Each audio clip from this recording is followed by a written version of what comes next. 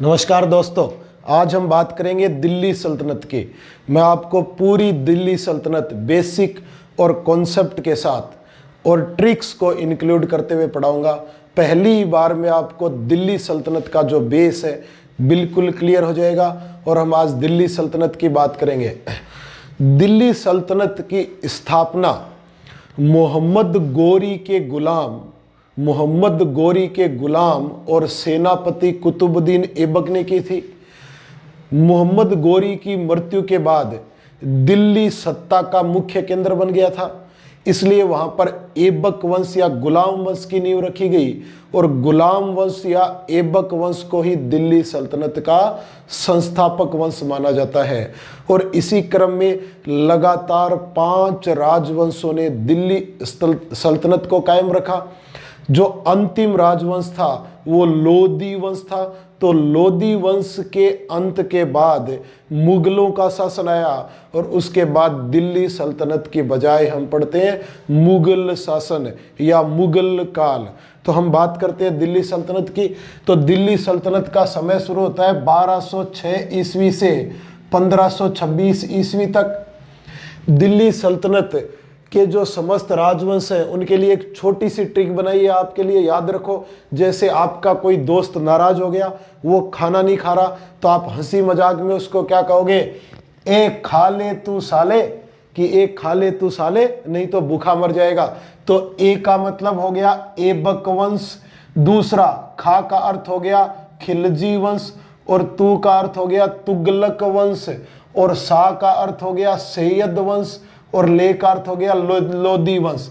जो दिल्ली सल्तनत का संस्थापक वंश था वो था ऐबक वंश, और दिल्ली सल्तनत का अंतिम वंश था वो था लोदी वंश। हम दिल्ली सल्तनत इसलिए कहते हैं कि इन 300 वर्षों तक भारत की सत्ता का केंद्र जो रहा था वो दिल्ली रहा, राजधानी भी लगभग दिल्ली रहा, लेकिन बीच बीच में कभी कभी स्थानांतरित भी होती रही, लेकिन सैनिक मुख्यालय दिल्ली रहा। तो दिल्ली सल्तनत की स्थापना गुलाम वंश के शासक कुतुबुद्दीन ऐबक ने की थी। दिल्ली सल्तनत का संस्थापक जो था वो था कुतुबुद्दीन ऐबक। कुतुबुद्दीन ऐबक ने दिल्ली सल्तनत की स्थापना की थी। तो हम थोड़ा ऐबक के बारे में जानते हैं एक स्टोरी के रूप में। आप स्टोरी को अच्छे से सुनिए। कुतुबुद्दीन ऐबक का जन्म 1150 ईस्वी में तुर्किस्तान या कजाकिस्तान के आसपास हुआ था। बचपन में ही ये अपने माता पिता से बिछुड़ गया था। जब ये ऐबक अपने माता पिता से बिछुड़ा तो एक काजी ने इसका लालन पालन किया। एक काजी को ये मिल गया था, तो काजी ने इसका पालन पोषण किया और इसको कुरान पढ़ना लिखना, युद्ध कला की नीतियाँ, युद्ध करना, शस्त्र अस्त्र चलाना, ये सब उसने काजी ने सिखाया। जब ये कुरान पढ़ने लग गया तो काजी इसको कुरान खां भी कहता था, तो इसको कुरान खां के नाम से भी पुकारा जाता है। काजी की मृत्यु के बाद, काजी की मृत्यु हो गई थी ईरान में, तो इस पर ईरान का भी प्रभाव रहा। काजी की मृत्यु के बाद काजी के पुत्रों ने कुतुबुद्दीन ऐबक को बेच दिया और कुतुबुद्दीन ऐबक को मोहम्मद गोरी ने खरीदा। तो कुतुबुद्दीन ऐबक अब मोहम्मद गोरी का गुलाम बन गया और गुलाम रहते हुए ये सेना में शामिल हो गया और अपनी युद्ध कला में निपुणता और अपने शौर्य और अपनी चतुराई से इसने सेनापति तक का पद धारण किया। तो कुतुबुद्दीन ऐबक मोहम्मद गोरी का गुलाम व सेनापति था। मोहम्मद गोरी की मृत्यु के बाद मोहम्मद गोरी ने अपना समस्त राज्य कुतुबुद्दीन को पहले ही सौंप दिया था। तो मोहम्मद गोरी की मृत्यु के बाद उसके समस्त साम्राज्य का उत्तराधिकारी कह लीजिए या प्रशासक कह लीजिए या सुल्तान कह लीजिए, ऐबक बन गया। तो हम बात करते हैं ऐबक की। तो कुतुबुद्दीन ऐबक था, वो बचपन में ही अपने माता पिता से बिछुड़ गया था। एक काजी ने इसको पाला, तो जो काजी ने इसको पाला, कुरान पढ़ना सिखाया, तो इसको कुरान खां के नाम से भी जाना जाता है। कुरान खां भी कहा जाता है क्योंकि ये कुरान पढ़ता था।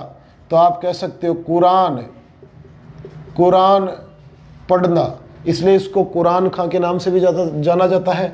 ऐबक को काजी के पुत्रों से मोहम्मद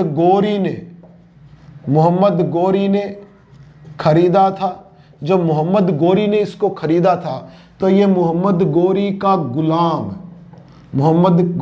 गुलाम था और वह सेनापति भी बना। मोहम्मद गोरी का गुलाम वह सेनापति था। प्रारंभिक जीवन की बात कर रहे हैं। कई युद्ध अभियानों में इसने गोरी के साथ कंधे से कंधा मिलाकर लड़ाइयाँ लड़ी, और इसी तरह जैसे अंतिम युद्ध खोखरों का युद्ध था, या फिर कन्नौज का अभियान था, तो या तराइन की जो लड़ाइयाँ थी, उन सब में इसने गोरी का साथ दिया था। तो हम बात करते हैं कि जब तराइन के युद्ध के बाद या कन्नौज के चंदावर के युद्ध के बाद गोरी के साथ ऐबक ने महत्वपूर्ण भूमिका निभाई, तो मोहम्मद गोरी ने इसे अमीर ए आखूर की उपाधि दी। अमीर ए आखूर होता है घोड़ों या अस्तबल, जिसमें घोड़े रहते हैं उसको अस्तबल कहते हैं। अस्तबल का मुखिया, तो अमीर ए आखूर की उपाधि दी। अमीर ए आखूर की उपाधि मोहम्मद गोरी ने इसे दी।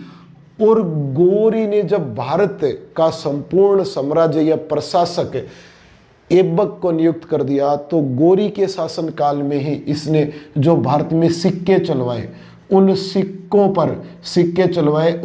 पर एक तरफ कुरान का अरबी भाषा में कलमा खुदवाया, दूसरी तरफ उन्हीं सिक्कों पर दूसरी तरफ इसमें लक्ष्मी का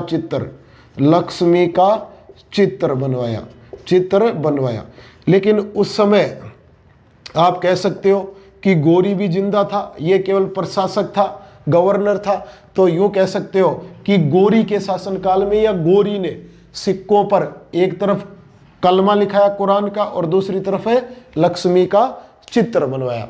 तो ये इसका प्रारंभिक जीवन था। 1206 ईस्वी में जैसे ही गोरी की मृत्यु हो गई तो तुर्क सरदारों ने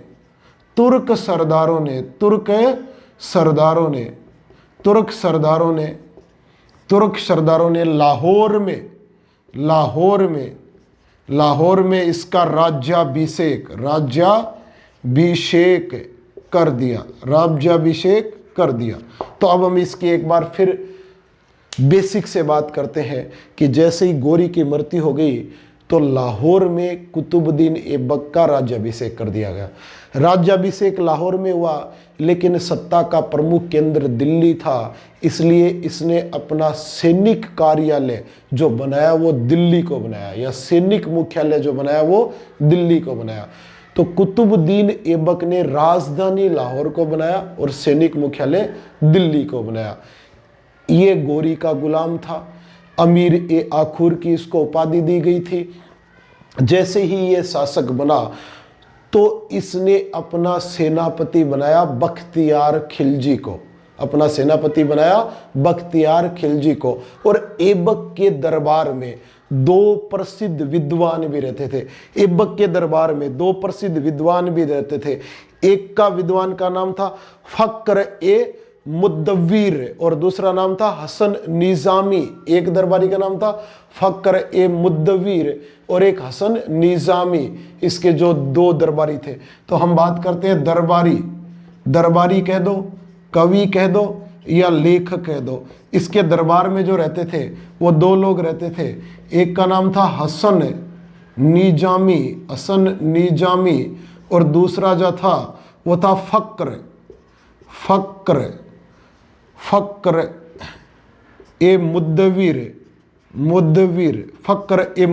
ये दो विद्वान कुतुबुद्दीन ऐबक के दरबार में रहते थे। तो प्रारंभिक बात कर ली हमने कि गोरी ने इसको खरीदा था, तो गोरी का गुलाम था और राजधानी लाहौर को बनाया, लेकिन सैनिक मुख्यालय इसने दिल्ली को बनाया। दरबार में जो प्रसिद्ध दरबारी थे हसन निजामी और मुद्दवीर, इसके प्रसिद्ध दरबारी थे। कुतुबुद्दीन ऐबक ने कई उपाधियां धारण की। तो उपाधि की बात करते हैं, कौन कौन सी उपाधि धारण की इसने। कुतुबुद्दीन ऐबक ने पहली उपाधि गोरी ही देके गया था, अमीर ए आखुर। लेकिन गोरी के मृत्यु के बाद, दिल्ली का सुल्तान बनने के बाद, इसने गरीबों को दान देना शुरू किया और जो युद्ध बंदी थे उन बंदियों को जेल से रिहा करना शुरू कर दिया। तो लाख बख्श, लाखों का दानी, लाखों को बख्शने वाला कहा गया। तो लाख बख्श की उपाधि उसने धारण की। तो उपाधि धारण की लाख बख्श, लाख बख्श, लाख बख्श की उपाधि धारण की, उपाधि धारण की, लाख बख्श की उपाधि धारण की, क्योंकि ये दान देता था, दान देता था तो लाखों का दानी कहा गया। और दूसरा इसको इसलिए कहा गया, युद्ध बंदियों को रिहा कर दिया, कई बंदियों को रिहा कर दिया इसने, तो इसलिए इसको लाख बख्श की उपाधि दी गई। अच्छा, गोरी की मृत्यु के बाद इसने सुल्तान की उपाधि धारण नहीं की। गद्दी पर जरूर बैठा, सुल्तान के सारे काम करता था, सुल्तान ही था, लेकिन इसने उपाधि धारण की सिपह सालार की या मलिक की कह दीजिए। तो इसने सुल्तान की उपाधि, सुल्तान की उपाधि, सुल्तान की उपाधि धारण नहीं की, नहीं की, सुल्तान की उपाधि धारण नहीं की, बल्कि इसने जो उपाधि धारण की वो मलिक या सिपह सलार, मलिक या सिपह सलार, सिपह सालार की उपाधि धारण की उपाधि धारण की।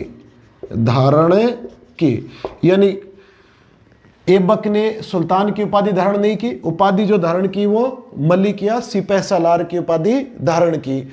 लाख बख्श बहुत इंपॉर्टेंट है, कई बार परीक्षा में आ गया। लाख बख्श की उपाधि धारण क्यों की? लाखों का दानी होने के कारण, उदार होने के कारण, और साथ में सिपह सालार की उपाधि धारण की। अब ऐबक ने कई निर्माण कार्य भी भारत में करवाए थे, ऐबक ने कई निर्माण कार्य भी कराए थे। तो इसके निर्माण की हम बात करते हैं तो थोड़ा सा ध्यान से सुनिए भाई। इसने जो निर्माण कार्य करवाए थे, दिल्ली के अंदर कुतुब मीनार के निर्माण का प्रारंभ करवाया, पूरा नहीं करवाया, पहली मंजिल बनवा दी, दूसरी चल रही थी, इसकी बीच में मृत्यु हो गई। तो कुतुब मीनार नाम है इमारत का, कुतुब मीनार।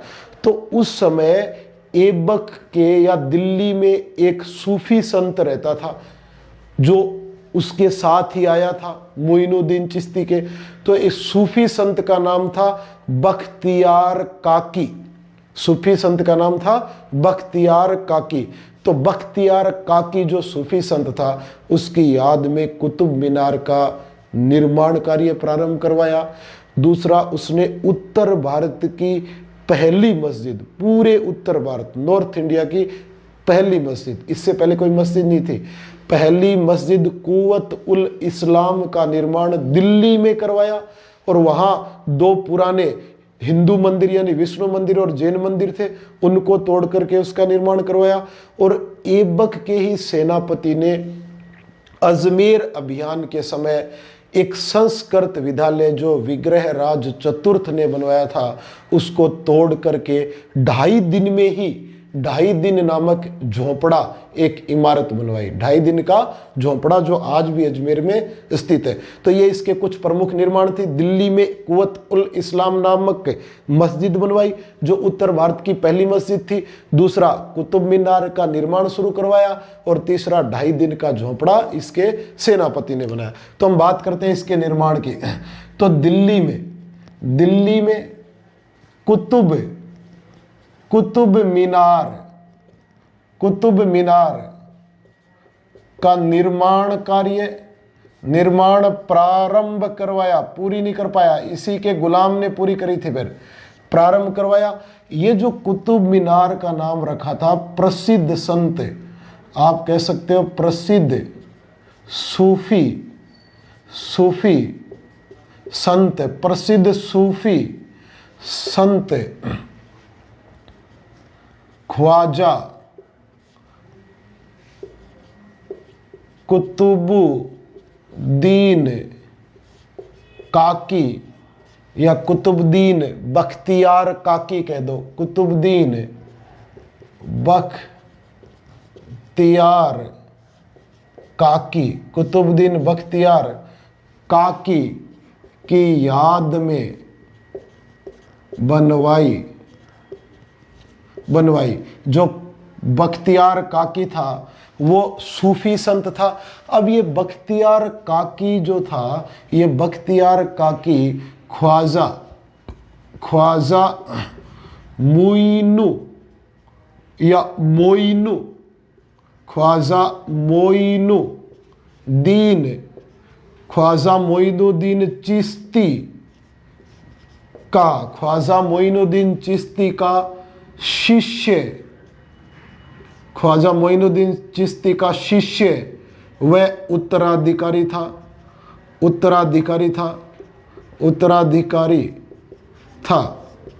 तो आप थोड़ा सा याद रखें, ख्वाजा मोइनुद्दीन चिश्ती मोहम्मद गोरी के समय भारत आया था और उसने चिश्ती संप्रदाय की स्थापना की थी। फिर से सुनिए एक बार, ख्वाजा मोइनुद्दीन चिश्ती मोहम्मद गोरी के साथ भारत आया था और उसने चिश्ती संप्रदाय की स्थापना की थी।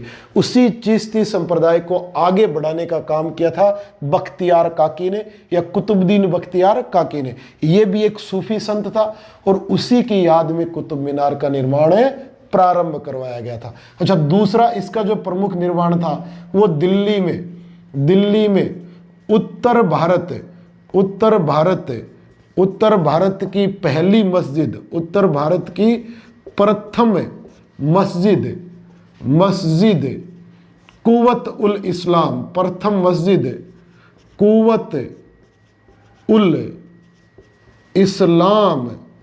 कुव्वत उल इस्लाम का निर्माण करवाया। और कुव्वत उल इस्लाम का जो निर्माण करवाया वो हिंदू या यूं कह दो विष्णु व जैन, एक विष्णु मंदिर था और एक जैन मंदिर को तुड़वाकर बनवाई। जो मस्जिद बनवाई वो हिंदू या जैन मंदिर जो पुराने थे उनको तुड़वाकर बनवाई। इसी के सेनापति बख्तियार खिलजी, देखो ये बख्तियार खिलजी सेनापति था और ये बख्तियार काकी सूफी संत था, दोनों अलग अलग है। बख्तियार खिलजी ने अजमेर अभियान के समय अजमेर में संस्कृत पाठशाला को तोड़वाकर 2.5 दिन का झोंपड़ा नामक इमारत बनवाई। आज भी आप जाओगे तो देख सकते हो इमारत बनवाई। ये जो 2.5 दिन का झोंपड़ा है, आज भी जाओगे तो आप देख सकते हो उसके जो पत्थर है, ईंट है, उन पर आज भी संस्कृत में श्लोक लिखे हुए हैं। तो ये उस संस्कृत पाठशाला को तोड़कर बनवाई गई थी। 3 प्रसिद्ध निर्माण हो गए। कुतुब मीनार का निर्माण प्रारंभ कराया, कुव्वत उल इस्लाम नाम की मस्जिद, और अजमेर में संस्कृत पाठशाला जो विग्रह राज चतुर्थ ने बनवाई थी, उस संस्कृत पाठशाला को तोड़ करके 2.5 दिन का झोंपड़ा नामक इमारतें बनवाई गई। तो ये इसके प्रमुख निर्माण थे। अब हम बात करते हैं कि इसकी मृत्यु कैसे हुई। तो कुतुबुद्दीन ऐबक जो था, कुतुबुद्दीन ऐबक ने अपनी राजधानी, कुतुबुद्दीन ऐबक ने राजधानी लाहौर को बनाया। तो ज़्यादातर ये लाहौर में ही रहता था, लाहौर को बनाया। सैनिक मुख्यालय जरूर दिल्ली को बनाया था। सैनिक मुख्यालय इसका दिल्ली था, सैनिक मुख्यालय इसका दिल्ली था, लेकिन राजधानी लाहौर था। तो ये लाहौर में एक स्टेडियम है, लाहौर में एक स्टेडियम है, चौगान स्टेडियम। उस चौगान स्टेडियम में ये पोलो खेल रहा था। चौगान स्टेडियम में ये पोलो खेल रहा था और पोलो खेलते खेलते घोड़े से अचानक गिर गया और गिरते ही इसकी मृत्यु हो गई। लगभग 4-5 वर्ष का इसका शासनकाल रहा। तो मृत्यु जो हुई वो लाहौर में चौगान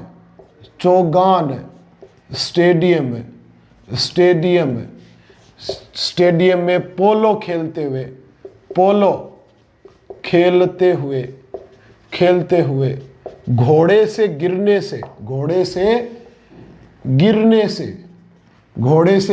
से मृत्यु हो गई। तो इसकी जो मृत्यु हुई तो 4-5 वर्ष का ही शासन रहा, इसलिए ये 1206 ईस्वी से लेकर 1210-11 ईस्वी तक ही गद्दी पर रहा। जब ये मृत्यु शैया पर था तो इसने अपना उत्तराधिकारी यानी इसके बाद जो अगला राजा बनेगा उसको उत्तराधिकारी कहते हैं। अपना उत्तराधिकारी पुत्र, इसका पुत्र था आराम शाह को बनाया, आराम शाह को अपना उत्तराधिकारी नियुक्त कर दिया। तो आराम शाह इसकी गद्दी पर बैठा, लेकिन आराम शाह अयोग्य था, कुशल नहीं था। तो गोरी का सेनापति या गुलाम था ऐबक। अब एक ऐबक का गुलाम जब आराम शाह राजा बना तो ऐबक का गुलाम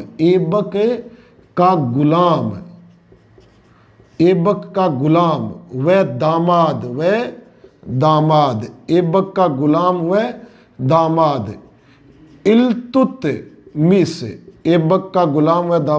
इल्तुतमिश ने आराम शाह की हत्या कर दी। आराम शाह की हत्या कर दी और स्वयं गद्दी पर बैठ गया। हत्या कर दी, वह स्वयं सुल्तान बन गया। तो थोड़ी सी बात करते हैं इल्तुतमिश की।